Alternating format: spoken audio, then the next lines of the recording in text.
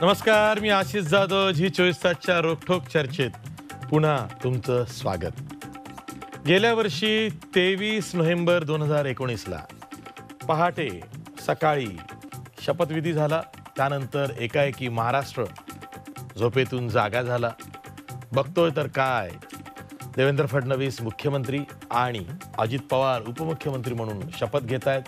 चक्क राजभवनात राज्यपाल भगतसिंग कोश्यारी यांनी त्यांना शपथ दिली आणि बातम्या सुरू झाल्या. त्याआधी कुणाच्याही लक्षात आलं नाही की असं काही घडतंय. पडद्यामागं बरंच काही घडलं. रात्रीतूनच राज्यात जी राष्ट्रपती राजवट होती ती उठली. एवढंच नाही तर केंद्रानं परवानगी सुद्धा दिली आणि नंतर राजभवनामध्ये रितसर दरबार हॉलमध्ये राजभवनाच्या राज्यपालांनी देवेंद्र फडणवीस आणि अजित पवार सरकारचा शपथविधी केला. जी मंडळी शपथविधीला उपस्थित होती त्यापैकी भाजपची काही नेते मंडळी सोडली, जसं की गिरीश महाजन, चंद्रकांत दादा पाटील. इतर जे हजर होते राष्ट्रवादीकडून आमदार वगैरे, त्यांच्या लक्षातही आलं नाही की काय सुरू आहे. त्यानंतर मोठा गजब झाला. साहजिकच शरद पवार इन ॲक्शन पुन्हा आले.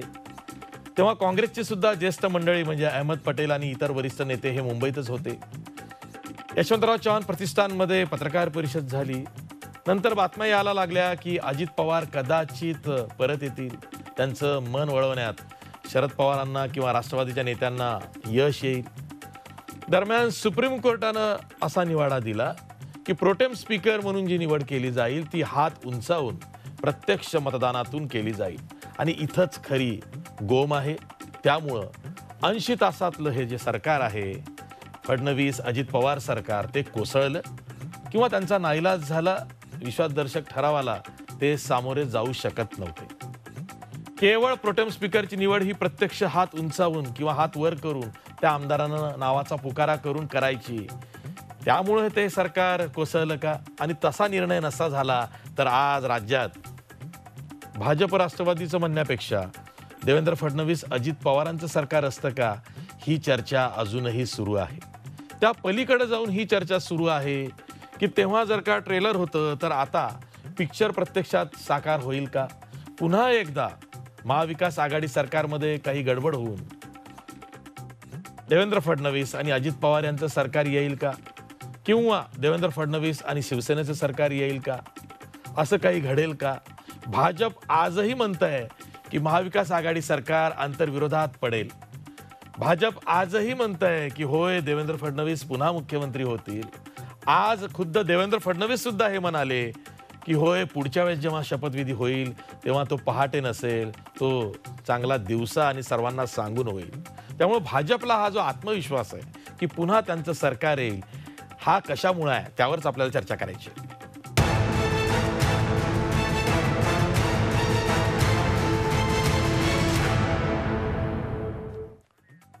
या चर्चेत सहभागी होण्यासाठी आपल्यासोबत मान्यवर पाहुण्यात आपल्यासोबत शिवसेनेच्या नेत्या आमदार डॉक्टर नीलम गोरे आहेत. त्याचबरोबर आपल्यासोबत भाजपचे प्रवक्ते केशव उपाध्याय आहेत. याचसोबत आपल्यासोबत राष्ट्रवादीचे प्रवक्ते उमेश पाटील आहेत. तसंच आपल्यासोबत काँग्रेसचे प्रवक्ते अतुल लोंढे आहेत.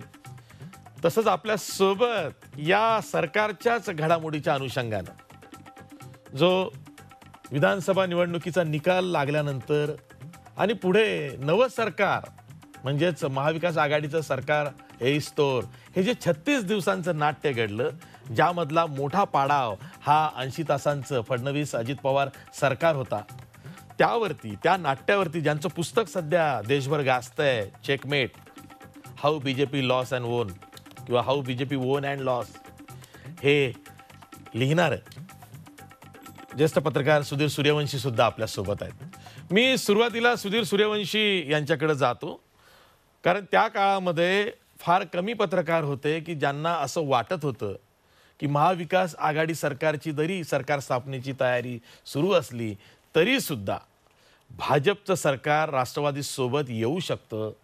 जे काही मोजके पत्रकार होते जे पडद्यामागच्या हालचाली टिपत होते त्यातले एक सुधीर सूर्यवंशी होते आणि त्यांच्या पुस्तकामधला मोठा भाग हा 80 तासाच्या सरकारवरती आहे. एक तर सुधीर सूर्यवंशी, मला हाच प्रश्न विचारायचा आहे की मोठे मोठे पत्रकार राष्ट्रवादी काँग्रेस किंवा भाजप बीट कव्हर करणारे पत्रकार कुणाला सुगावा सुद्धा लागला नाही की रात्रीतून सरकार बनेल आणि सकाळी पहाटे राजभवनात शपथविधीचा कार्यक्रम हा पार पाडला जाईल. तुम्हाला काही अशी शक्यता वाटत होती की तुम्ही सुद्धा एकदम आश्चर्यचकित झालात जेव्हा टीव्ही उघडल्यावरती तुम्ही बघितलं की दोघेही राज्यपालांसमोर शपथ घेत आहेत? आशिषजी, आजचा जो दिवस आहे 23 नोव्हेंबर, तर मला सांगण्याला एक पत्रकार म्हणून, एक रिपोर्टर म्हणून, पर्टिक्युलर एक रिपोर्टर म्हणून मला खूप आनंद होतोय की आजचा हा दिवस माझ्या पर्सनल एक ग्रॅटिफाईंग दिवस होता. कारण की आजच्या 3 दिवसा अगोदर मागच्या वर्षी एक मी ट्विट केलं होतं की तेव्हा सांगितलं, एक भाकीत केलं होतं, हे होतं की अजित पवार राष्ट्रवादी यांच्या पासून फारकत घेतील आणि ते बीजेपी बरोबर 30-35 आमदारांसह एक गट घेऊन देवेंद्र फडणवीस, भारतीय जनता पार्टी यांच्याबरोबर सरकार बनवतील. हे ट्विट 3 दिवस अगोदर मी केलं होतं. ते खूप मोठ्या प्रमाणात व्हायरल झालं होतं. अनेक लोकांना त्याच्याबरोबर विश्वास बसत नव्हता. खुद्द जे शरद पवार यांच्या आजूबाजूला असतात अशा लोकांनी सुद्धा मला फोन करून सांगितलं की ही गोष्ट शक्य नाही, हे चुकीचं आहे. त्याच्या पुढे जाऊन सांगतो की अजित पवार यांचे जे चिरंजीव पार्थ पवार, त्यांच्या ऑफिसने सुद्धा मला सांगितलं होतं की हे चुकीचं आहे, तुम्ही चुकीची माहिती लोकांना मिसगाईड करतायत किंवा मिस इन्फॉर्मेशन देताय. पण जेव्हा ही गोष्ट मी टाकली 2 दिवस मी स्वतः एक वेगळ्या विचारात होतो की आपण जी माहिती एवढे 15 वर्ष पत्रकारिता केल्यानंतर जी माहिती दिली ती चुकीची तर नाही ना, किंवा अनेक प्रकारच्या शंका माझ्या मनात 2-3 दिवसात उपस्थित झाल्या होत्या की आपल्या क्रेडिटवर एक हे डाग लागू शकतो. पण जेव्हा अजित पवार आणि देवेंद्र फडणवीस यांची शपथ घेतली आणि सकाळी जी बातमी 6:30-6:45 जी मिळाली, त्याच्यानंतर मला खूप बरं वाटलं पर्सनली, व्यक्तिशः मला. कारण की आपण जी बातमी दिली होती ती खरी ठरली. कारण की बऱ्याच बातम्या ह्या काळाच्या ओघाने खऱ्या ठरत असतात. काही गोष्टी आपण मांडत असतो पण काळ हा त्याला त्या बातमीला इस्टॅब्लिश करत असतो.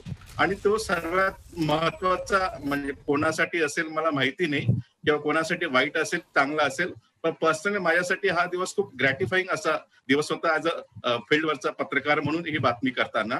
आणि याचा एक अंदाज बांधत असताना 2-3 एक ऍज अ पत्रकार म्हणून किंवा ऍज अ फील्ड रिपोर्टर म्हणून आपल्याला अनेक गोष्टींचा एक क्ल्यू मिळत असतात. जसं आपण म्हणतो की पत्रकारांनी नेहमी नाक, कान हे सर्व डोळे ओपन ठेवले पाहिजे की कुठल्याही गोष्टीवर आपण सस्पेक्ट ठेवून त्याचे पडताळणी केली पाहिजे, आणि ते जे डॉट्स असतात, बिटवीन द लाईन असते, ते कनेक्ट करून किंवा त्याच्यामधलं आपण रिडिंग केलं पाहिजे. अशाच काही 5-7 दिवसामध्ये अनेक घटना ह्या पडद्यामागे घडत होत्या किंवा समोर न घडत होत्या. त्या पडद्यामागे घडणाऱ्या घटनांचा मी एक आढावा घेतला. अनेक लोक ज्या या स्कूपमध्ये जे सामील झाले होते किंवा होते यांच्याशी संपर्क साधला, माहिती घेतली. त्याच्यानंतर मी एक अंदाज बांधला आणि मला एक माहिती मिळाली कॉन्क्रीट की अशा प्रकारची मोठी राजकीय उलथापालथ महाराष्ट्राच्या राजकारणात होऊ शकते आणि शरद पवार यांना एक मोठा झटका या महाराष्ट्र राजकारण बसू शकतो. आणि ती घटना पूर्णपणे घडली. आज जसं तुम्ही म्हटले की आजच्या दिवशी जर हे सरकार 80 तासाचं जर टिकलं असतं तर आजच्या दिवसापासून म्हणजे त्या मागच्या वर्षाच्या महाराष्ट्रात अनेक पॉलिटिकल डायनामिक्स चेंज झाले असते. म्हणजे ठीक. प्रश्न निर्माण होऊ शकतो. जे सेकंड फिडल किंवा जे नॉमिनल रोल प्ले करून त्यांना सरकारमध्ये जे काम करतात ते राहिलं असतं की एक मोठ्या भूमिकेतून अजित पवार पुन्हा उभारी घेतली असते का. अनेक प्रकारचे डायनामिक्स जे म्हणतो राजकारणाचे ते चेंज झाले असते. पण शरद पवारांनी त्या 80 तासाच्या खेळीमध्ये पूर्ण आपल्या 5 शतकांच्या त्या पूर्ण राजकीय ताकदीचा उपयोग करून, म्हणजे त्या पूर्ण पटलावरती कुस्तीगिरासारखं राजकीय पटलावर उपयोग करून त्यांनी पूर्ण डाव आपल्या बाजूला फिरवले. आणि जे 1978 मध्ये जे शरद पवार करू शकले होते जे वसंतदादा पाटलांच्या विरोधात, ते अजित पवार त्यांना करू दिलं नाही आणि पुन्हा शरद पवार नावाचं एक गारुड महाराष्ट्रावरती कंटिन्यू झालं. ठीक आहे, ठीक आहे. म्हणजे शरद पवारांमुळे हे सरकार, सध्याचं महाविकास आघाडी सरकार हे आलंय. पण 80 तासातलं जे फडणवीस अजित पवार सरकार आहे ते का कोसळलं? कारण इतक्या सहजासहजी ते झालेलं नाहीये. केशव उपाध्याय, तुम्हाला काय अंदाज लागतोय अजित पवार यांचं मन वळवण्यात राष्ट्रवादीच्या नेत्यांना, शरद पवारांना किंवा शरद पवार कुटुंबियांना यश आलं की नाही? सुप्रीम कोर्टाचं जे रुलिंग आलं, सुप्रीम कोर्टाचा जो निवाडा आला, त्यामुळं फडणवीस अजित पवार सरकार कोसळलं?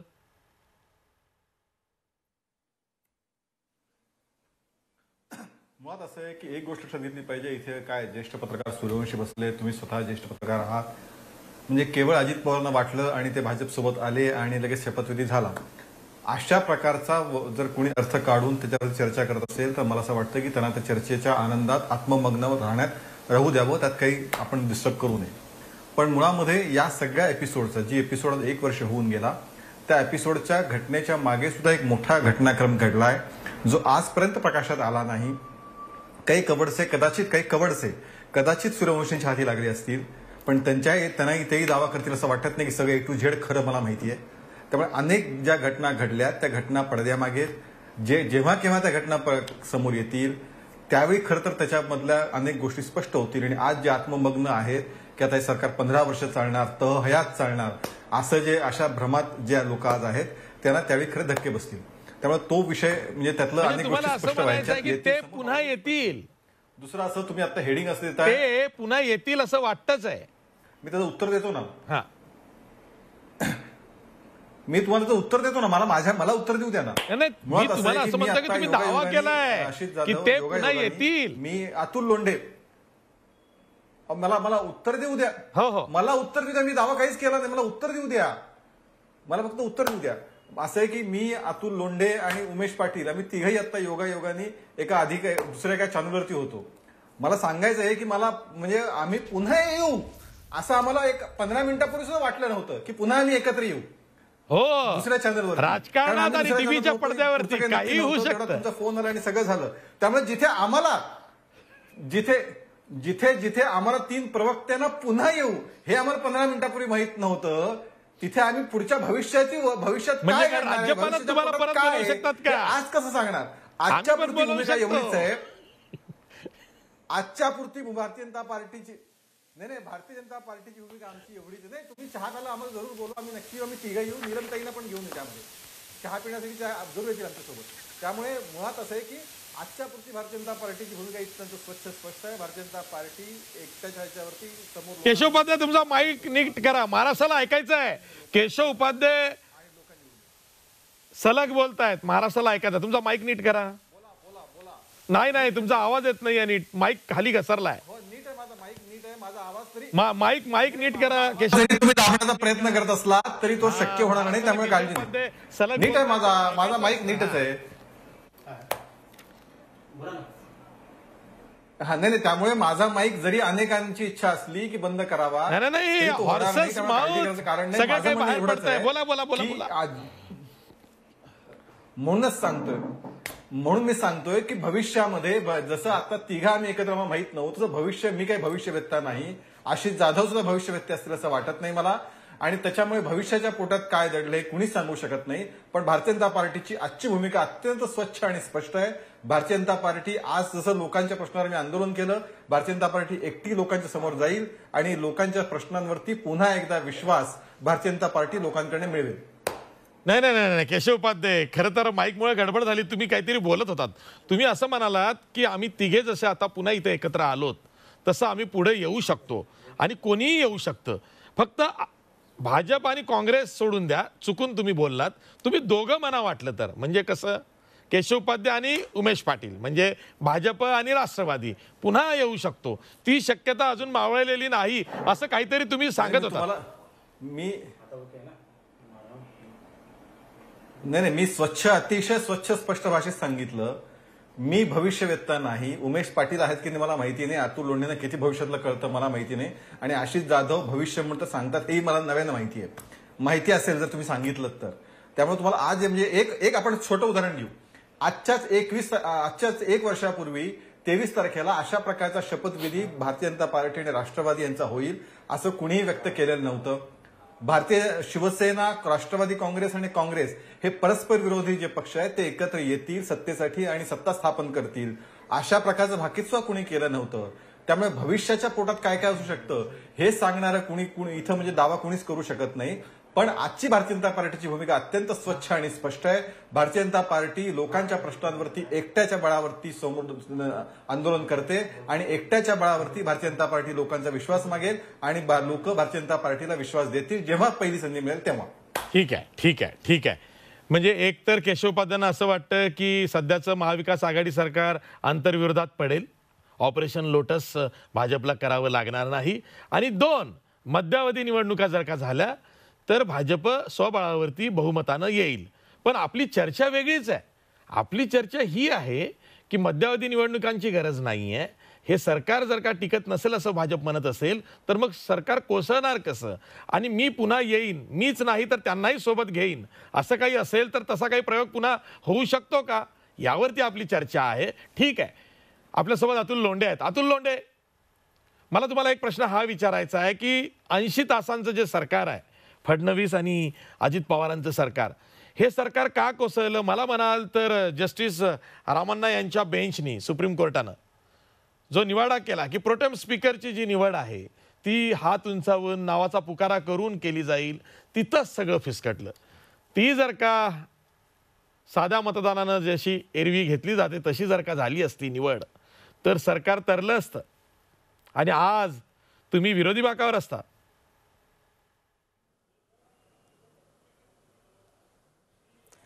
आशिष, थोडंसं याच्यामध्ये एक इन्फॉर्मेशन अजून ॲड करतो मी. सेम सिच्युएशनमध्ये, सेम सर्कमस्टान्सेसमध्ये कर्नाटकामध्ये जी केस सुप्रीम कोर्टात गेली होती त्याच्यामध्ये रमन्ना, बोबडे आणि तिसरे एक वकील मला आठवत बहुतेक भूषण होते, या 3 जजेसनी सेम रिझल्ट दिला होता की इन कॅमेरा होणार नाही, it will be open to public, आणि त्या टी व्हीच्या कॅमेरामधनं लोकांना सुद्धा हे बघायला मिळेल. सेम सिच्युएशनमध्ये सुप्रीम कोर्टाचा त्याच बेंचचा निर्णय कसा बदलू शकतो हे आमचे सन्माननीय मित्र देवेंद्र फडणवीसजी स्वतः निष्णात वकील आहेत, त्यांना माहीत नसेल असं मला मान्य नाही. आणि केशवजी छान बोलले की एका वाहिनीवर आम्ही एकत्र होतो तिघही, तिथेही आम्ही ते विरोधी पक्षाच्या भूमिकेत होते, आम्ही सत्ताधारी पक्षाच्या भूमिकेत होतो, आणि पुन्हा जेव्हा आम्ही इकडे आलो तर इकडे सुद्धा ते विरोधी पक्षाच्या भूमिकेत आहे आणि आम्ही सत्ताधारी पक्षात आहोत. असं आपण पुन्हा येत राहू अशी प्रार्थना करूया आपण, म्हणजे ह्या पुन्हा येण्याला जे आहे ते अर्थ राहील. त्यामुळे तुमचा जो हा प्रिमाईस आहे की सुप्रीम कोर्टाच्या निर्णयामुळे असं झालं, तर सुप्रीम कोर्टाचा निर्णय काय लागणार होता एकदम क्लिअर होता, आणि जर ते फडणवीसांना किंवा भाजपच्या ज्येष्ठ नेत्यांना लक्षात आलं नाही तर आपल्याला असं म्हणता येईल की they were not able to read what is written on the wall. काय लिहिलेलं आहे भविष्यात या सगळ्या एपिसोडमध्ये हे ते बघू शकले नाही असंच आपल्याला म्हणता येईल, कारण तसा एक निकाल आपल्यासमोर होता. पण सरकार कोसळलं त्याच्यामध्ये एक भूमिका अशी पण आहे ना, एक अमोल मिटकरींनी मांडली होती, एक मी पण मांडतो की त्यांनी असं म्हटलं होतं की रिंगणामध्ये मी एकटाच तेल लावलेला पैलवान आहे, दुसरा कोणी आहेच नाही. मग पावसामध्ये पण एकदा चित केलं मोठ्या साहेबांनी, छोटे साहेब तिकडे गेले कबड्डी करत आणि पूर्ण पाठी मारून आले. असं पण म्हणजे तुम्हाला असं म्हणायचं आहे का पैलवान की अजित पवार जर का गेले नसते तर भाजपच्या कळपात तर मग राष्ट्रपती राजवट उठली नसती?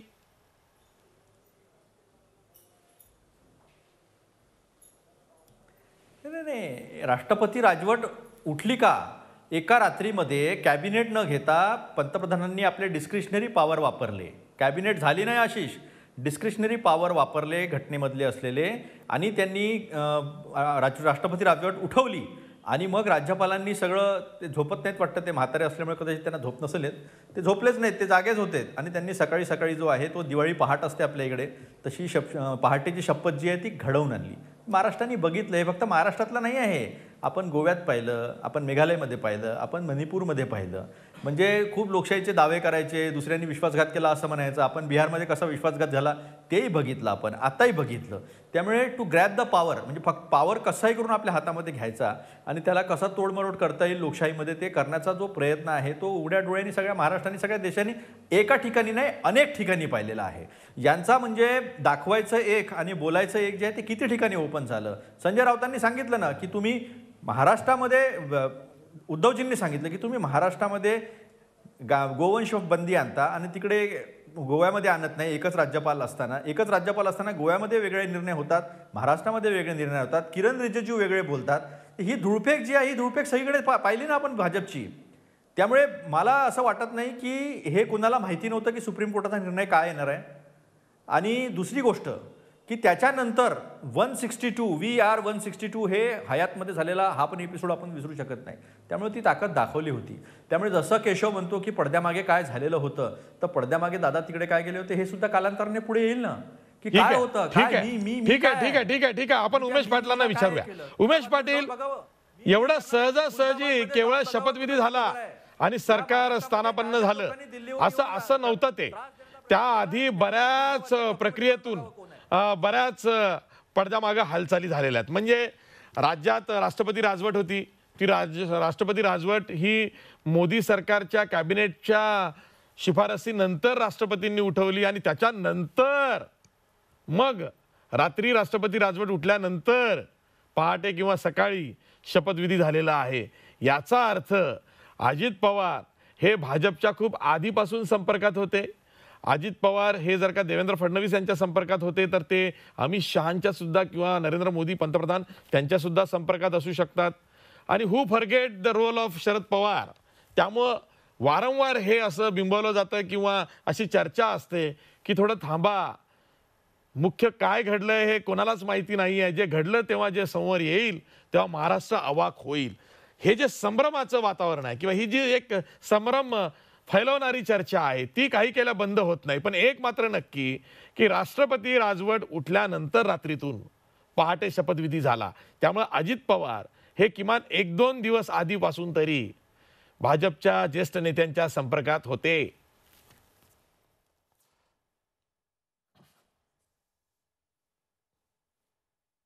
अशी जी त्या घटनेला आज 1 वर्ष झालं म्हणून आपण आज ही चर्चा करतोय. मगाशी केशव उपाध्यायांनी सांगितलं, एका वेगळ्या चॅनलवर आम्ही याच विषयावर तिघेही एकत्र होतो. ते म्हणाले की 15 मिनिटांनी पुन्हा आम्ही कुठंतरी एकत्र येऊ. हे भाकीत आम्हालाही 15 मिनिटापूर्वी माहित नव्हतं. आता कसं आहे, म्हणजे याचा अर्थ भाजपची जी लोक आहेत जनता पार्टीच्या कडेच असतात. त्यांचे सोर्सेस कुठे कुठे आहेत लक्षात घ्या. तुम्हाला जे कळत नाही ते त्यांना बरोबर कळतं आणि मग ते सांगतात की थांबा, पुन्हा एकत्र येऊ. तसे तुम्ही आलात, भाजप आहे म्हणून तर म्हटलं ना, आणि राष्ट्रवादीविषयी आधी भाजपला माहिती असतं. हाही योगायोग नाहीये प्रत्येक वेळेस. काय चाललंय आशिष? त्यामुळे ते सातत्यानं म्हणत आहात. ऐका माझं पूर्ण होऊ द्या. आपण अजित पवारांचं अवमूल्यन करता आहात, मला काही आक्षेप नाहीये. उमेश पाटील अजित पवारांचे आपल्या पक्षाचे नेते आहेत, त्यांचं अवमूल्यन तुम्ही करत असाल तर मला काही आक्षेप नाहीये. तुम्ही अजित पवारांचं कुठं अवमूल्यन करतायत? ते त्यांच्या पक्षाचे नेते आहेत, त्यांना माहिती आहे का? तुम्हाला काळजी लागली आहे, थांबा की जरा. तेच चाललंय ना. तुमची काळजी तुमच्यापर्यंत ठेवा ना. काय म्हणतात? ऐका केशव उपाध्याय, तुम्हाला मध्यावधी निवडणुकाही नको आहेत, तुम्हाला हे सरकारही पाडायचं नाहीये आणि तरी सरकार हवं असेल तर जरा ऐकून घ्या ना. आशिषजी,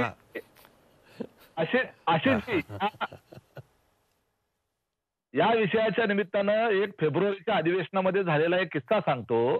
त्यामध्ये मराठा विद्यार्थ्यांच्या आंदोलनाच्या संदर्भात चंद्रकांत दादा पाटील यांनी एक विधानसभेमध्ये प्रश्न उपस्थित केला होता आणि त्यावेळेस ते असं म्हणाले होते की जसं अजितदादा झटकीपट निर्णय घेतात जसा त्यांनी त्या दिवशी सकाळी पहाटे घेतला, तर अशा पद्धतीनं या मराठा विद्यार्थ्यांच्या प्रश्नाच्या बाबतीत निर्णय घ्यावा असा त्यांनी एक विषय उपस्थित केला. आणि त्याच्यावर अजितदादा ज्यावेळेस काही बोलायला उभे राहिले त्यावेळेस देवेंद्र फडणवीस त्या ठिकाणी असं म्हणाले होते, तो गमतीचा भाग होता हा विषय लक्षात घ्या, परंतु त्यावेळेस एक असं म्हणाले होते की त्या पहाटेच्या विषयाच्या संदर्भात मी काही बोलत नाही, तुम्ही काही बोलू नका आणि त्या चंद्रकांत दादाच्या बोलण्याकडे काही लक्ष देऊ नका. हे तुमचे नेते असलेले देवेंद्र फडणवीस आणि सध्याचे विरोधी पक्ष नेते हे त्यावेळेस म्हणाले होते. त्यावर एक हास्यकल्लोळ झाला होता ग्रंथीचा विषय म्हणून. त्यावेळेस सगळ्यांनी तो सोडून दिला आणि तुम्ही तो सोडून द्या. सार्वजनिक राजकीय जीवनामध्ये जसं सगळं पारदर्शकपणे सगळ्यांना आपल्याला सगळ्याला दिसतं, तसं काही गुपितही असतात. जी गुपितं देवेंद्र फडणवीस आणि अजितदादा कदाचित या दोघांनाच माहीत असतील. या विषयाच्या बाबतीत सगळे जे काय आहे ते सगळे तर्क आहेत. आपण सगळेजण मिळून काय लावतोय, अंदाज लावतोय आणि त्याच्यावर आता जे सूर्यवंशी साहेब आहेत त्यांनी काही इनपुट्स मिळवले, त्यांची पत्रकारिता 15-20 वर्षाची, त्यातून काही माहिती मिळवली, त्यांनी एक अंदाज केला. काहीतरी गरज असलेला असणार आहे किंवा घडलेला असणार आहे, परंतु याच्या बाबतीमध्ये अमुकच असं घडलं होतं हे कुणीही सांगू शकत नाही. ही माहिती फक्त स्वतः अजितदादा किंवा स्वतः देवेंद्र फडणवीस हे दोघंच देऊ शकतात. आता तो विषय मिटलेला आहे. राष्ट्रवादी काँग्रेस पार्टीसाठी ती एक कटू आठवण आहे. आम्हाला पुन्हा पुन्हा ती उघडायची नाहीये. आज अजितदादा जे आहेत ते राष्ट्रवादी काँग्रेस पक्षाचे नेते म्हणून आणि राज्याचे उपमुख्यमंत्री म्हणून महाविकास आघाडी सरकारमध्ये अतिशय उत्तमपणे काम करतात. सरकारमध्ये आम्ही आहोत 5 वर्ष सरकारमध्ये, ते उपमुख्यमंत्री किंवा उद्धवजी ठाकरे साहेब मुख्यमंत्री म्हणून त्या ठिकाणी काम करत आहेत. काँग्रेस, राष्ट्रवादी आणि शिवसेना या तिघांची महाविकास आघाडी सरकार आदरणीय पवार साहेब आणि उद्धवजींच्या नेतृत्वामध्ये सक्षमपणे काम करेल आणि केशवजी उपाध्याय अशाच पद्धतीने नेहमीप्रमाणे विरोधी पक्षाचे प्रवक्ते म्हणून वेगवेगळ्या चर्चेमध्ये सहभागी होत राहतील. ठीक आहे. आपल्यासोबत डॉक्टर नीलम गोरे आहेत, शिवसेनेच्या नेत्या आहेत, प्रवक्ताही आहेत आणि तेव्हाही त्या सक्रिय होत्या. किंबहुना त्यांचीच इच्छा होती की उद्धव ठाकरे यांनी मुख्यमंत्री जर का व्हायचं ठरवलं तर महाविकास आघाडी सरकार हे अस्तित्वात येईल आणि ते नंतर आलंही. आणि नीलम गोरे, ते खरं तर पत्रकारांना हे सांगायचं नसतं, पण मला तुम्हाला अभिनंदन करायचं आहे. जे इतरांना सुचलं नाही किंवा कळलं नाही ते तुमच्या बोलण्यातून सहज आलं होतं, अगदी सहज. मी सहज फोन केला होता. मी म्हटलं की तुमच्याकडे जर का महाविकास आघाडीचं सरकार यायचं असेल तर असा कोणता एक मोठा नेता आहे शिवसेनेचा की जो सर्व दिग्गज नेत्यांना काँग्रेस राष्ट्रवादीच्या बांधून ठेवेल. आणि तुमच्या तोंडातनं पटकन शब्द आला का माननीय उद्धव साहेब ठाकरे का नाहीत, ते होऊ शकतात, तुम्ही शक्यता का नाकारता. आणि अशा पद्धतीनं तुम्ही मलाच प्रश्न केला होता. नंतर 7-8 दिवसात ते अस्तित्वात आलं. उद्धव ठाकरे हे मुख्यमंत्री बनले, त्यांनी शपथ घेतली आणि आपलं बोलणं हे जवळपास 5-6 दिवसांआधी झालं होतं, जेव्हा चर्चा सुद्धा नव्हती की उद्धव ठाकरे मुख्यमंत्री होऊ शकतात. ताई, हे कसं काय तुम्हाला वाटलं? आशिष, ही माझीच इच्छा एकटीची होती असं नाहीये. तर महाराष्ट्रामध्ये कानाकोपऱ्यामधून ज्या ज्या कार्यकर्ते भेटले होते गेल्या त्याच्या आधीच्या 2-3 वर्षामध्ये ही हम्म. चर्चा होत होती. त्यामध्ये शिवसेनेची कुठेतरी कोंडी झालीये हे बऱ्याच जणांना जाणवत होतं. त्याच वरून भारतीय जनता पक्ष सोडायचा किंवा असा काही निर्णय त्याच्या पूर्वीच निवडणुकीच्या आधी किंवा नंतर घेतला होता असं काही नाहीये. पण महत्वाचं एक असं आहे की उद्धव साहेबांनी मुख्यमंत्री व्हावं. आता त्यावेळेला पूर्वीपासून जे वाटत होतं त्याच्यामध्ये शिवसेनेचं आमचं सरकार असावं असं वाटत होतं. पण भारतीय जनता पक्षाच्या बरोबर जेव्हा आम्ही 5 वर्ष परत काम केलं आणि देवेंद्रजी मुख्यमंत्री आणि उद्धव साहेबांचं पूर्ण सहकार्य कायम त्या दोघांच्या मध्ये सुसंवाद होता. परंतु विधान परिषदेमध्ये आमचे अनेक असे अनुभव आले, विशेषतः शेतकरी कर्जमुक्तीच्या प्रश्नावरती, की ज्याच्यात काँग्रेस आणि राष्ट्रवादी काँग्रेस हे सुद्धा त्या भूमिकांच्या मध्ये आमच्या बरोबर शेतकऱ्यांच्या प्रश्नावर किंवा समान विकासाच्या प्रश्नांवरती आणि आपापच त्या ठिकाणी आमचा समन्वय होत होता. एक भाग. दुसरं, माननीय उद्धव साहेबांनी मुख्यमंत्री व्हावं असं मलाच नव्हे, अनेक शिवसेनेचे नेते, उपनेते, आमदार, शिवसैनिक यांना वाटत होतं. आणि याला काही कारणं आहेत आणि त्याच्यात एक कारण असं वाटतं की ज्या वेळेला अनेक लोक आमचा पक्ष सोडून गेले, विशेषतः तुल्यबल नेते म्हणता येतील असे, आणि त्यांनी सातत्याने उद्धव साहेबांचं अवमूल्यन करून त्यांच्याबद्दल वैयक्तिक स्वरूपाची ज्या वेळेला टीका सुरू केली होती त्यावेळेला सातत्याने काही भविष्यवेत्ते, राजकीय भविष्यवेत्ते बोलायचे की शिवसेना टिकवली जाणार नाही. परंतु इतके वेगवेगळ्या प्रकारचे अनुभव असणारे खासदार, आमदार, विपरीत परिस्थिती, समोर आम्ही विरोधी पक्षात होतो, दुसरीकडे आमची संख्या कशी कमी होईल बघणारे मित्र की असे असल्यावर शत्रू असायचीच गरज नसते. अशा परिस्थितीत सुद्धा माननीय उद्धव साहेबांनी ज्या प्रकारे शिवसेना पुढे नेली, मुंबई महानगरपालिकेचे असतील किंवा पोटनिवडणुका असतील याच्यामध्ये, त्यामुळे माझ्यासारख्या अनेकांना वाटायला लागलं. तर मी आज झी 24 तासवरती पहिल्यांदाच हे बोलतेय की मला स्वतःला असं वाटत होतं आणि अनेक जणांना, म्हणजे माझी इच्छा होती, असं स्वतः गौप्यस्फोट केला. खरं तर खासगी संभाषण तुझ्याशी मी अनेक वेळेला करते किंवा अनेक माध्यमातल्या किंवा बाकी प्रवक्त्यांशी सुद्धा आम्ही बोलत तुम्ही मला लहान भाऊच मानता इतक्या वर्षापासून. लहान त्या भाऊ अर्थाने मानते तुम्ही बोलत बरोबर. असतात, आपण पण खासगी आता बोलतो. म्हणून सांगते मी की आम्हाला असं अनेक वेळेला वाटलं की रिमोट कंट्रोलनी सत्ता चालवण्यापेक्षा स्वतः साहेब विधिमंडळामध्ये असतील तर आमदारांना आणखीन जनतेला ते प्रश्न सोडवण्याच्या दृष्टिकोनातून निश्चितपणाने एक चांगलं पाऊल पडेल.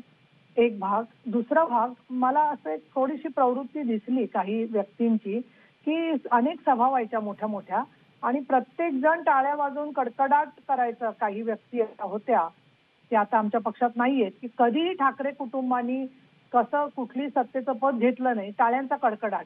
तेव्हा मी मागे दचकून बघायचे, बाबा 1-2 लोकांना यांनी कधीच होऊ नये सत्तेत असं वाटतंय किंवा काय, त्याचाच आनंद आहे का काय. आणि त्यावेळेला उलट असं वाटायला लागलं की उद्धव साहेब आणि आदित्य यांनी डायरेक्टली विधिमंडळात असलं पाहिजे. आणि त्याच्यापूर्वी 1-2दा ते आले, त्यावेळेलाही आम्ही त्याचं स्वागत केलं. इनफॅक्ट मी असं म्हणेन की मी उपसभापती झाले त्यावेळेला पहिल्यांदा माननीय उद्धव साहेब सेंट्रल हॉलमध्ये सत्काराच्या निमित्ताने आले. शिवसेना भाजपची त्यावेळेला मीटिंग झाली होती आणि देवेंद्रजींनी त्यांचं स्वागत केलं होतं. अशा वेळेला उद्धव साहेबांनी सगळ्यांना बरोबर घेऊन जातील असं वाटत होतं. त्याचबरोबर मला दुसरं असं वाटतं की बाळासाहेब ठाकरे आणि काँग्रेस यांचं असणारं एक वेगळं समीकरण जसं होतं तसंच आमचे शरदराव पवार म्हणजे आमचे मी यासाठी म्हणते की बाळासाहेबांच्या आजारपणानंतर त्यांनी ज्या प्रकारे राष्ट्रवादी काँग्रेस आणि शिवसेना याच्यामध्ये वैचारिक मतभेद असतील तरी त्यांच्या श्रद्धांजलीपासून ते सर्व दुःखामध्ये अगदी कुटुंबाला सावरण्यामध्ये खूप मोठा भाग होता. इतकंच नव्हे तर काही कुटुंबातलेच प्रश्न ज्यावेळेला तयार होतात की कोणी व्यक्ती एखादी म्हणते की ती इकडे जाईल तिकडे जाईल तर अशा वेळेला सुद्धा पवार कुटुंब ठाकरे कुटुंब यांचा फार चांगल्या प्रकारचा सुसंवाद होता. आणि म्हणून मला एक अशी आतमध्ये मनामध्ये देवाकडे प्रार्थना असं म्हणेन मी, कारण माझ्यामुळे कोणी केलं उद्धव साहेबांनी किंवा शरद पवार कधीच मी असं म्हणणार नाही, कारण मी अत्यंत सामान्य कार्यकर्ते, कुठलंही मला राजकारण करायचं नाहीये. पण मला जरूर असं वाटतं की खासदार संजय राऊत यांची मैत्री, त्यांचा ज्या प्रकारचा संवाद सेतू त्यांनी तयार केला त्याच्यामुळे पण हे नक्की शक्य झालं. पक्षातल्या आमच्या सर्व नेत्यांची इच्छा होती आणि माननीय उद्धव साहेब नेहमी म्हणायचे की मी होणार नाही, परंतु थोडंसं ज्याला आपण म्हणू की 17 नोव्हेंबरला बाळासाहेबांच्या पुण्यतिथीच्या दिवशी ज्याला आमची तिथे महापौर बंगल्यात चर्चा चालली होती त्यावेळेला मी सकाळी साहेबांच्या जवळपास जे सगळे असतात त्यांना विनंती केली होती की आज तुम्ही मला बोलताना घाई करायची नाही, मला जे असेल ते आम्हाला बोलू द्या. आणि 4-5 लोक जे सातत्याने बोलत होतो त्याच्यामध्ये आमच्या बोलण्यापेक्षा सुद्धा साहेबांना त्या परिस्थितीमध्ये महाराष्ट्राला एक आपल्याला चांगला प्रयोग करून दाखवता येईल असं स्वतःला आतून प्रतीत झालं. आणि स्वतः ते असं आम्हाला वाटलं, संकेत मिळायला लागले की साहेब सगळ्यांशी संवाद साधू शकतील. काँग्रेसच्या संदर्भात खूप प्रश्न अनेक जण तयार करत होते, परंतु आशिष मला इथे सांगायला हरकत नाही, काही मी असं म्हणणार नाही सगळे भाजपचे नेते माझ्याशी बोलत होते वगैरे, पण 1-2 नेते आहेत असे की जे बोलत होते माझ्याशी सुद्धा की ताई काय होणार, काहीतरी तुम्ही मार्ग काढा वगैरे. म्हटलं मी मार्ग काढणारी कोण नाहीये, मातोश्री सर्व आहे, ते निर्णय घेत असतात. मी एवढंच आहे की मला कोणी मत विचारलं तर काहीतरी सांगू शकते. पण त्यावेळेला त्यांनी मला सांगितलं होतं की तुम्ही उगाच वृथा प्रयत्न करता यांच्याबरोबर चर्चेचा, काँग्रेस आणि राष्ट्रवादी काँग्रेस बरोबर, आणि 100% आम्ही तुम्हाला सांगतो की राष्ट्रवादी काँग्रेस आमच्या बरोबर आहे असं त्यांनी मला सांगितलं होतं. ज्यावेळेस मला सकाळी कळलं होतं की या बैठका चालू आहेत, सर्व महाराष्ट्रभर या बातम्या येत होत्या. आणि म्हणून मी असं म्हणेन की मला वाटलं याचं एकच महत्वाचं कारण की बाळासाहेब ठाकरेंच्या संस्कारातून एक महाराष्ट्र घडवण्याची संधी काँग्रेस आणि राष्ट्रवादी काँग्रेस आणि शिवसेना मिळून जर का होत असेल तर असे प्रयोग अनेक राजकारणामध्ये होत असतात. दुसरं महत्वाचं असं की अशा प्रकारने निर्णय घेण्यासाठीचं जे धारिष्ट्य असतं ते या तिन्ही पक्षाच्या नेत्यांनी जसं दाखवलं तसं त्यातला व्यावहारिकपणा हा सगळा सांभाळला गेला. आता तुम्ही म्हणाल तसं आजच्या 23 तारखेला जी काही घटना घडली होती सकाळी आम्ही सगळ्यांनी पाहिली की ज्याच्यात माननीय अजितदादा हे तिकडे गेलेले दिसले, पण एक असं वाटत होतं की नाही होणार असं. आणि याला कारण त्याला मी काही लोकांना बोलले होते परत आता त्याच्यात वाद होऊ शकतो. मी म्हटलं असतं की माझं लॉजिक सांगतं की शिवसेना राहू शकतं, पण माझं 6th सेन्स असं सांगतो की काँग्रेस आणि राष्ट्रवादी बरोबरच आमचं होईल म्हणून. आणि मला असं वाटत होतं ज्या प्रकारची मानहानी आम्हाला सहन करायला लागली ती मानहानी आम्हाला शक्य नव्हती त्याच्या पुढे चालू ठेवणं. आणि मगाशी सुधीर सूर्यवंशी एक वाक्य बोलले की अजित पवार एक नॉमिनल रोल करतात, तसं आताच्या सरकारमध्ये नॉमिनल रोल नाही अजितदादांचा. माननीय उद्धव साहेब सगळ्यांना बरोबर घेऊन चर्चा करत असताना मी तर उलट म्हणेन की अनेक बाबतीमध्ये अजितदादा म्हणतील त्याप्रमाणे निर्णयांच्या मध्ये भूमिका असते. मी पण ऍग्री आहे. होय अजित पवारांना जेवढा उपमुख्यमंत्री म्हणून आत्ता मिळतोय याआधी तेवढा कधीही मिळालेला नाही. किंबहुना ते अर्थ व नियोजन खात्याचे मंत्री आणि उपमुख्यमंत्री म्हणून जो त्यांना एक वेटो मिळालेला आहे किंवा त्यांचं मत हे सर्वस्वी मोठं झालेलं आहे आणि त्यांना ऑफकोर्स मुख्यमंत्री उद्धव ठाकरेंचा मोठा पाठिंबा आहे. त्यामुळे सुद्धा अजित पवार फार नाराज आहेत आणि उद्या ते पुन्हा परत येईल यामागे पुन्हा परत जातील वगैरे असं अनेकांना वाटत नाही. ते या अर्थानं बरोबर आहे. मला एक चर्चा इथं पुन्हा आणायची आहे. 2-3 मुद्दे आहेत. एक तर जेव्हा अजित पवार हे भाजपच्या कळपात गेले आणि उपमुख्यमंत्री बनले देवेंद्र फडणवीस यांच्याबरोबर, तेव्हा सोनिया गांधींनी हा निरोप धाडला शरद पवारांकडे अशी एक चर्चा आहे. ती पण एक आख्यायिका असू शकते की शिवसेना आणि काँग्रेस एकत्र येईल कायमची. मग आज तुम्ही प्रयोग करा, तुमचं सरकार आणा, पण मग इथून पुढे शिवसेना काँग्रेस बरोबरच राहील, आमचं जुळलंय. हा एक मुद्दा. आणि दुसरा मुद्दा असा होता की त्या काळात अजित पवार तरी का गेले. म्हणजे एक तर मला असं वाटतंय की ती शेवटची जी बैठक होती नेहरू सेंटरमधली, त्या बैठकीत असं काही घडलं की तिथे अजित पवारांना हे वाटायला लागलं की काही खरं दिसत नाहीये, काँग्रेसचे जे दिल्लीचे श्रेष्ठी इथं आलेले आहेत त्यांना वाटतंय का खरंच हे सरकार यावं आणि नुसताच वेळ काढला चाललाय? यापेक्षा जर का भाजपबरोबर सरकार आलं आणि उद्या राष्ट्रवादी पूर्ण त्यांच्या मागे आली तर एक स्थिर सरकार मिळेल, अशाही काही गोष्टी होत्या. त्यामुळे ते असं काही संभ्रमाचं वातावरण होतं की अजित पवार निघून गेले. हे जरी म्हटलं तरी शरद पवार हा जो फॅक्टर आहे तो इतक्या सहजासहजी तुम्हाला पडद्याआड टाकता येत नाहीये की अजित पवार शरद पवारांना डीच करतील. पण ते महाराष्ट्राने बघितलं, नंतर ते परत आले, त्यांनी काकांकडे म्हणजे शरद पवारांकडे दिलगिरी व्यक्तही केली असेल, नंतर ते म्हणतील तसं वागतही असतील, तरी पण हे सर्व महाराष्ट्राने तेव्हा बघितलेलं आहे. त्यामुळं असं आहे ना की असं काही पुन्हा घडणारच नाही याची शाश्वती या पॅनलमध्ये बसलेले किंवा मीही देऊ शकत नाही आहे. मी एक ब्रेक घेतो आणि ब्रेक नंतर मी सुधीर सूर्यवंशीकडे आणखीन काही महत्त्वाचे मुद्दे घेऊन जाणार आहे. त्यांच्या पुस्तकामध्ये या गोष्टींचा सुद्धा खुलासा आलेला आहे. मी त्यावरही त्यांना बोलतं करणार आहे. पण त्याआधी आपला रोकटोक पोल बघूया. 24तास.com या वेबसाईटवरती हा पोल आम्ही घेतो. फडणवीस आणि अजित पवार पुन्हा एकत्र येतील का? 78% लोक म्हणतायत नाही, ती वेळ निघून गेली. 78% लोक म्हणतायत नाही, पुन्हा एकत्र येणार नाही. 22% लोक जे आहेत त्यांना मात्र वाटतंय की होय, everything is possible in love, war and politics. तसं अजित पवार आणि देवेंद्र फडणवीस हे परत येऊ शकतील. आपण एक ब्रेक घेऊया. ब्रेक नंतर पुन्हा ही चर्चा अशीच राहील.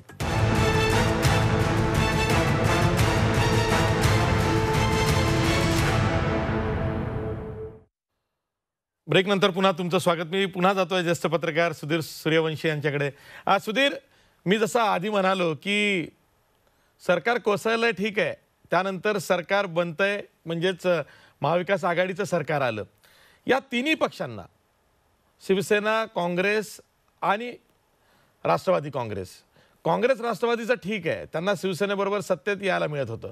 पण शिवसेनेला असं का वाटलं की भाजप बरोबर नको आता, किंवा भाजप बरोबर सत्ता आली तर आपण कमकुवत होऊ, असं शिवसेनेला का वाटलं? आशिष, जर तुम्ही जर बघितलं की शिवसेनेचा जो आलेख आहे, म्हणजे तुम्ही आता उदाहरण द्यायचं झालं 2014 मध्ये शिवसेनेने किती जागा लढल्या होत्या आणि किती जागा जिंकल्या, आणि 2019 मध्ये युती करून किती जागा जिंकल्या, तर त्यांचं कमी जवळजवळ 15-20 जागांचं नुकसान. म्हणजे बीजेपी बरोबर मोठ्या, जे जगातली सर्वात मोठी पार्टी जी क्लेम करतात त्या पार्टी बरोबर राहून त्यांच्या जागा घटल्या, म्हणजे वाढण्याऐवजी. आणि तसेच त्यातला एक पार्श्वभूमी होती की महानगरपालिकेचं इलेक्शन झालं होतं 2017 मध्ये. त्या इलेक्शन मध्ये भाजपाचा तुम्ही जर आलेख बघितला अनेक वर्षापासूनचा महानगरपालिकेत, 30-35 जागांच्या पुढे कधी भारतीय जनता पार्टी ही गेली नाही. म्हणजे नेहमीच धाकटा भावाच्या भूमिकेमध्ये तिथं भारतीय जनता पार्टी राहिली. पण 2017 मध्ये त्यांचं केंद्रात सरकार, राज्यामध्ये सरकार आणि सर्व साम दाम दंडभेद, आपण जे रिसोर्सेस राजकारणामध्ये वापरले जातात त्याचा वापर करून शिवसेनेला पहिल्यांदा एक मोठं आव्हान भारतीय जनता पार्टीने महानगरपालिकेत दिलं होतं. आणि जवळजवळ 33 वर जागा, त्याचं 84-83-84 वरती जागा गेला. तर म्हणजे फक्त म्हणजे शेवटच्या क्षणाला शिवसेनेची सत्ता आली. जर बीजेपीने त्यावेळेला ठरवलं असतं की शिवसेनेची सत्ता सुद्धा महानगरपालिका मध्ये गेली असती. आणि महानगरपालिका, बीएमसी हा शिवसेनेचा आत्मा आहे. एकदा शिवसेनेच्या आत्म्यामध्ये जर तिथं सरकार चेंज झालं तर शिवसेनेची जी वाट आहे ती खूप खडतड झाली असती त्यांच्या राजकीय दृष्टिकोनातून. त्याच्यामुळे शिवसेनेच्या नेतृत्वाला एक नक्की समजलं, जसं नितीश कुमार बीजेपी बरोबर लढले पण त्यांचे सर्वात कमी नंबर आले. पण शेवटी बीजेपीने मोठं मन करून किंवा त्यांचं काही पर्याय कारणामुळे किंवा पर्याय नसल्यामुळे त्यांना मुख्यमंत्री केलं. पण याच्यात जर शिवसेना नेतृत्वाला समजलं की उद्धव ठाकरे यांना की जर आपण बीजेपी बरोबर कंटिन्यू राहू तर आपला राजकीय पक्षाचा अस्त्र आहे आणि आपली संख्या दिवसेंदिवस कमी होऊ शकते. त्याच्यामुळे आपलं भवितव्य तर धोक्यात येणारच आहे. पण आपला जो चिरंजीव आदित्य ठाकरे जे आता मंत्री आहेत त्यांचं सुद्धा भविष्य एक अंधारमय होऊ शकतं. त्याच्यामुळे त्यांनी हे डिसिजन घेतलं की आता आपल्याला पक्ष उभारायचा असेल, पक्षाला खरी ताकद द्यायची असेल किंवा पक्ष टिकवायचा असेल तर त्याच्यामुळे त्यांनी डिसिजन घेतलं की 3 पक्षाचं सरकार जरी असलं तरी चालेल. मागच्या वेळेला त्यांना 33% शेअर बीजेपी बरोबर होता पण मेजर से नव्हता. आज स्वतः उद्धव ठाकरे मुख्यमंत्री असल्यामुळे मेजर से त्यांच्याकडे आहे. डिसिजन घेण्याच्या सर्व गोष्टी त्यांच्याकडे आहेत. त्याच्यामुळे सरकार ते चालवत आहेत. जरी शरद पवारांच्या नावाने काही लोक म्हणत असली अतुल लोंढे, तर अतुल ही लोंढे, सर्वात जसं की महत्त्वाची बाजू आहे. अजित पवार आणि देवेंद्र फडणवीस यांचं सरकार आलं आणि असं म्हणतात की सोनिया गांधींनी निरोप धाडला की इथून पुढं मग जर का असं सरकार असेल तर मग महाराष्ट्रामध्ये शिवसेनेबरोबर काँग्रेस जाईल आणि आम्ही विरोधात दोघं म्हणून बसू. तर तेच कारण आहे आज तिसरा भिडू म्हणून जरी फार कमी मंत्रिपदं आणि ताकद कमी होत असली, काँग्रेसची आटत असली, तरी सुद्धा काँग्रेस महाविकास आघाडीमध्ये फरफटत जात आहे की शिवसेना आता कायमस्वरूपी आपल्यासोबत राहणार आहे. उद्या राष्ट्रवादीनं डिच केलं तरी.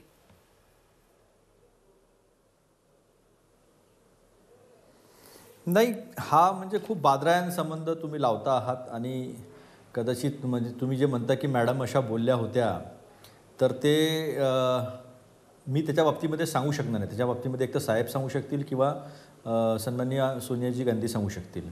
पण जिथपर्यंत एक निर्णय प्रक्रिया सोनियाजी गांधी घेत होत्या त्याच्यामध्ये त्यांचा सातत्यानं संवाद जो आहे तो पवार साहेबांशी असावा असा आमचा कयास आहे काँग्रेसच्या कार्यकर्त्यांचा. आणि त्या संवादाशिवाय ते होऊ शकत नाही. आणि पवार साहेबांना महाराष्ट्राची चांगली जाण असल्यामुळे त्यांच्या सोबतच्या संवादातून हे सरकार निर्माण झालं. त्यामुळे कुठेही कोणीही टोकाला गेलं असं झालं नाही. म्हणजे जी काही पार्टीची शपथ वगैरे जे काही आहे त्याचं कालांतराने काय असेल ते पुढे येईलच. पण असं टोकाला तिन्ही पक्षातले लोक कधी गेले असं झालं नाही. कारण त्या कालावधीत मी पण तिथेच होतो. टोकाला गेले नाही. आणि उद्धवजींनी पण अतिशय सामंजस्याची भूमिका घेतली. संजय राऊत साहेब आणि पवार साहेब हे सातत्यानं कॉन्टॅक्टमध्ये होते. पवार साहेब असतील, आमचे के.सी. वेणुगोपाल साहेब असतील, नंतर अहमद पटेल होते, मल्लिकार्जुन रेड्डी साहेब असतील, अशोक चव्हाण साहेब असतील, थोरात साहेब असतील. आज दुर्दैवानं अहमद पटेल आजारी आहेत, त्यांच्यावरती उपचार चालले आहेत. संपर्कामध्ये होते. नाही, चांगली आहे त्यांची तब्येत, आता फार इम्प्रूव्ह होते आहे. वा वा, चांगली तब्येत बातमी त्यांची दिली होती तुम्ही. आता. तर या गोष्टी, या सगळ्या जो संवादाचा जो पूल आहे तो होत होता. एक प्रेस कॉन्फरन्स पण चांगली तिन्ही लोकांची झाली, त्याच्यामध्ये पण मी होतो. तर असं कुठे जाणवलं नाही की कुठेतरी संवादामध्ये कमतरता आहे किंवा कुठेतरी कमी पडतो असं कुठेही जाणवलं नाही.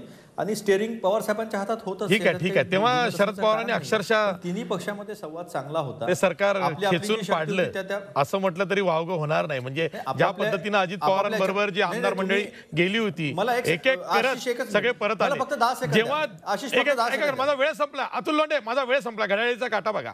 जेव्हा धनंजय मुंडे हे परत आलेत 10 सेकंद यशवंतराव चव्हाण प्रतिष्ठानला, तेव्हाच मला लक्षात आलं की अजित पवार परत येणार. आणि झालं तसं पुढे. हा,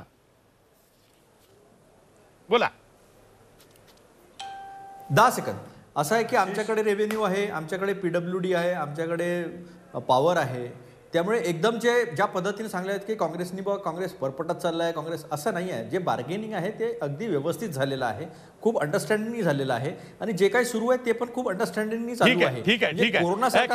सरकार आलं, जेव्हा महाविकास आघाडीचं सरकार आलं आणि त्यानंतर 80 तासाच्या सरकारच्या नाट्यावरती पहिली मुलाखत मीच देवेंद्र फडणवीस यांची केली होती. त्या मुलाखतीत ते असं म्हणाले होते की अजित पवार हे आधीपासून संपर्कात होते. एवढंच नाही तर त्यांनी आपलं काही आमदारांशी त्यांच्या समर्थनार्थ जे राष्ट्रवादीतून येऊ पाहत होते त्यांच्याशी बोलणं सुद्धा करून दिलं होतं. पण तरी सुद्धा इथून पुढे भविष्यात कधीतरी मी अशा काही बाबी उघड करेल ज्यातनं हे स्पष्ट होईल की अजित पवारच नव्हते तर आणखीनही बरेच जण होते की जे या सरकारला 80 तासांच्या म्हणजे फडणवीस आणि अजित पवार सरकारला हातभार लावून होते. त्यांनी अजूनही आपण एखादा गौप्यस्फोट भविष्यात करू असं सुतोवाच केलेलं आहे. केशवपाध्ये, म्हणूनच मी सुरुवातीला सांगितलं की ही जी घटना घडली त्या घटनेच्या मागे अनेक जे एपिसोड आहेत, जे एपिसोड अजून प्रकाशात आले नाहीयेत, ज्यावेळी येतील त्यावेळी अनेकांना धक्के बसतील. देवेंद्रजींनी देवेंद्रजींनी तुम्हाला सांगितलं तेच मी आज सुरुवातीला मुलाखतीत ते म्हणालो. आता राहणारे तिघ प्रश्न सातत्याने तिघे जण एका गळात गळे घालून इथे एका सुरात गाण्याचा प्रयत्न करतायत. आपण प्रत्यक्षात त्यांनी कितीही चांगलपणाचा आणला तरी 3 तिघाडीचं सरकार आहे. साधं आता आमचे मित्र फार कौतुक करतायत कसं काँग्रेसला महत्व आहे. ते बिचारे नितीन राऊत सांगतात 8 वेळा मी जाऊन आलो, 8 वेळा वीज बिलात सवलत मिळत नाही. राष्ट्रवादी कसं वागतंय, त्याच्यामुळे ते आंतरविरोध भरपूर आहे सरकारमध्ये. 3 तिघाड्याचं सरकार आहे. ठीक आहे. उमेश पाटील हे तर आम्हालाही जाणवत आहे की राष्ट्रवादी काँग्रेसचाच फावत आहे. म्हणजे जे इनकमिंग चाललेलं आहे ते राष्ट्रवादी काँग्रेसमध्येच चाललंय. म्हणजे बघा ना की एकनाथ खडसे झाले, आता जयसिंगराव गायकवाड झाले, काँग्रेसकडे कोणीच जात नाहीये. शिवसेना तर ऑफकोर्स मुख्यमंत्री शिवसेनेचा आहे, पण राष्ट्रवादी मधल्यामध्ये ताकदवान होते, काँग्रेसलाही खाते आणि कदाचित भाजपचाही स्पेस घेते. राष्ट्रवादी सुपात दिसते.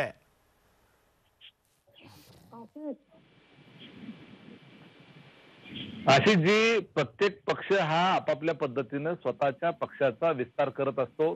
त्या पक्षाच्या विचारधारेशी किंवा नेतृत्वाशी सूर जुळल्यानंतर काही लोकांना आमच्या पक्षामध्ये यावं असं वाटणं, आमच्या पक्षामध्ये भविष्यामध्ये चांगली संधी असं वाटणं, याच्यामध्ये काही दुमत असायचं काही कारण नाही. इतर पक्षालाही आमच्या सोबतच्या काही वाईट असं वाटण्याचं कारण नाही. कदाचित शिवसेनेमध्ये किंवा कदाचित काँग्रेसमध्ये त्या ठिकाणची स्थानिक राजकीय परिस्थिती विचारात घेऊन लोक निर्णय घेत असतात. त्यामुळे तसं समजण्याचं काही कारण नाही. आता मगाशी आपला जो मूळ मुद्दा चाललेला होता की आपण नेहरू सेंटरच्या घटनेचा उल्लेख केला, त्याच्या संदर्भात मला काही सांगायचं आहे की अजितदादांच्या मनामध्ये पवार साहेबांच्या बद्दल अत्यंत पितृतुल्य अशा भावना आहेत. कारण अजितदादांचे वडील हे खूप आधी वारले आणि वडिलांच्या एक प्रकारे कुटुंबाचं वडील जसं राजकीय दृष्ट्या किंवा राजकारणामध्ये किंवा पक्षाचे प्रमुख म्हणून जसे पवार साहेब हे आमचे कुटुंब प्रमुख आहेत, तसं प्रत्यक्ष पवार कुटुंबामध्ये अजितदादांचे ते वडीलच आहेत. आणि आपल्या वडिलांच्या उंचीबद्दल प्रत्येक मुलाला हा अभिमान असतो. त्याचा कुठंतरी थोडा मानभंग कुठं झाल्याचं दिसलं तर मुलाला जो आहे ते सगळ्यात जास्त राग येतो. आता ह्या सगळ्या अनेक गोष्टी आहेत. जसं केशवजी म्हणाले किंवा जसं अतुल लोंढे म्हणाले की काही गोष्टी ज्या आहेत त्या पडद्याच्या मागेच आहेत, पुढे कधी येतील माहित नाही, गुलदस्त्यात आहेत, गुलदस्ता कधी उघडेल माहित नाही. परंतु मला एक घटना सांगायची आहे की ज्यावेळेस हा दिवस आजचा जो आहे तो घडल्यानंतर अजितदादा आणि देवेंद्र फडणवीस हे सोलापूरमध्ये संजय मामा शिंदे आमदार त्यांच्या मुलाच्या लग्नाकरता आले होते. तेव्हा योगायोगाने मी त्यांच्याबरोबर गाडीमध्ये ते लग्न झाल्यानंतर बसून गेलो होतो आणि दादांना मी विचारलं की दादा तुम्ही हा निर्णय कसा काय घेतला? आता आम्ही तुमच्या एवढं जवळ असतो, परंतु आम्हालाही कसला खबर लागली नाही, काय नाही, कसं काय हे घडलं काय? तर दादांनी मला उजळत असं सांगितलं होतं की साहेबांच्या बाबतीमध्ये आपल्याला नाही खपत काय कोण बोललेलं केलं. तर एक गोष्ट असं काहीतरी घडलं होतं की जे पवार साहेबांच्या बाबतीमध्ये कदाचित त्या नेहरू सेंटरच्या मीटिंगमध्ये काही घडलं असावं किंवा त्याच्या आधी काही घडलेलं असावं, कुठंतरी दादांच्या मनाला काही गोष्टी लागलेल्या असाव्यात आणि त्यातून काही गोष्टी घडलेल्या असण्याची शक्यता आहे. मी असं म्हणत नाही खात्रीशीर ही माझी माहिती आहे, परंतु अशी एखादी शक्यता आहे. परंतु तो एक एपिसोड जो आहे तो एंड झालेला आहे आणि त्याच्यानंतर आता हे सगळं मी म्हटलेलं आहे की सुरळीत झालेलं आहे. आणि दादांनी त्यांना कसं आहे, अजितदादांना मी मागेही बोललो होतो, त्यावेळेस त्या दादांच्या घरी मी पहिल्यांदा मीच गेलो होतो दादांना भेटायला त्या घटनेच्या नंतर. आणि मी घरी जाऊन भेटून आल्यानंतर त्यावेळेस अनेक लोक तिथे उपस्थित होते की दादांची भावना अशी आहे की त्यांना उभा आडवं चिरलं तरी सुद्धा त्यांच्या हृदयामध्ये शरद पवार आहेत, त्याच्या व्यतिरिक्त दुसरं ठीक आहे. शेवटी वेळ संपला असला तरी ज्येष्ठत्वाचा मान म्हणून मी डॉक्टर नीलम गोरे यांच्याकडे जातोय. डॉक्टर नीलम गोरे, आत्ताच माहिती येते बघा, आपली चर्चा सुरू असतानाच केंद्रीय मंत्री रावसाहेब दानवे असं म्हणाले की काही काळजी करू नका, 2-3 महिन्यात पुन्हा आपलं सरकार येत आहे. म्हणजे जेव्हा भाजपचे नेते वारंवार हे कार्यकर्त्यांना जनतेला सांगतात की पुन्हा भाजपचं सरकार येत आहे, याचा अर्थ काहीतरी होणार आहे. ही जी टांगती तलवार आहे ती काही केल्या निघत नाहीये, हेही तितकंच खरं आहे. नीलमताई, नाही, मला असं वाटतं की रावसाहेब दानवेंनी याच्या पूर्वी पण ज्या घोषणा केल्या त्या 100% खोट्या निघालेल्या आहेत की 22 आमदार फुटतील, मग त्यात राष्ट्रवादीचे असतील, शिवसेनेचे असतील. तसं दानवे साहेबांना अशी विधानं करून सगळ्यांचं मनोरंजन करायची सवय आहे. 23 तारखेच्या बद्दल बोलाल तर एक हिंदी मधलं अगदी सुप्रसिद्ध गाणं आहे, वो अफसाना जिसे अंजाम तक लाना न हो मुमकिन, उसे एक खूबसूरत मोड देकर तोडना अच्छा. आणि म्हणून मला असं वाटतं की राष्ट्रवादी काँग्रेस आणि भाजप यांचं जे काही 23 तारखेला एक दिवसात झालं होतं तो मोड कधीच संपलेला आहे आणि आता नवीन एका रस्त्यावरती सुरुवात केलेली आहे. आणि त्यामुळे त्या गाण्याचा अर्थ समजून घेतला सगळ्यांनी तर फार चांगलं होईल. ठीक आहे. शेवटी सुधीर सूर्यवंशी, पहिलं पुस्तक तर जोरदार खपलंय, अजूनही सुरूच आहे, एक्सपायर होण्याचं नाव घेत नाहीये. दुसऱ्या पुस्तकाची काही तयारी सुरू झाली आहे का? नाही, अशीच जे अजून काही दुसऱ्या पुस्तकाची तयारी सुरू झाली नाही, पण सर्व राजकीय गोष्टी जवळून बघण्याची आणि काही म्हणजे मला सांगण्यास आनंद होईल. प्रकी यांचे जे खंड आहेत, अनेक खंड, सध्या वाचण्याचं काम चालू आहे की हा. मला मग त्या निमित्ताखाली जे मागचं जे राजकारण कसं चालायचं आणि आताचं राजकारण यात इंटरकनेक्ट करण्यासाठी मी मागच्या बऱ्याच गोष्टी खूप डॉक्युमेंट्स वाचतोय. अजून तसं काही कुठलं प्लॅनिंग नाही दुसऱ्या पुस्तकाचं, पण बघू तुमचे ठीक आहे पण आम्ही तुम्हाला काही शुभेच्छा सूचना देतो. चेकमेट 2.0 वगैरे जर का काही आलं तर ते तुम्हाला आधी कळव. जसं या बाबतीतले बरेचसे कांगावे तुम्हाला आधी कळले आणि तुम्ही ते पुस्तकातही आणले. एनिवे 23 नोव्हेंबर 2019ला महाराष्ट्राने जे बघितलं त्याला बघता बघता 1 वर्ष झालंय. येत्या 28 नोव्हेंबरला महाविकास आघाडी सरकारला सुद्धा 1 वर्ष पूर्ण होत आहे. आत्तापर्यंतची या सरकारची वाटचाल ही कशी राहिली आहे तर मध्ये करोनानं बराच वेळ हा सरकारचाही खाल्लाय, जनतेचाही खाल्लाय, विकास कामांचाही खाल्लाय. कोरोनापासून मुक्ती हे ध्येय प्रत्येकाचंच असलं पाहिजे. सरकार ही यंत्रणा आहे, त्यामध्ये सत्ताधारी पक्ष येतो जातो. आता 3 सत्ताधारी पक्ष आहेत, त्यांचं महाविकास आघाडी सरकार आहे. हे सरकार कसं काम करत आहे त्याचा आढावा हा 28 नोव्हेंबरच्या निमित्तानं G24 तासवर आम्ही घेणारच आहोत. तुर्तास मी इथेच थांबतोय. पाहत राहा G24 तास, रहा एक पाऊल पुढे.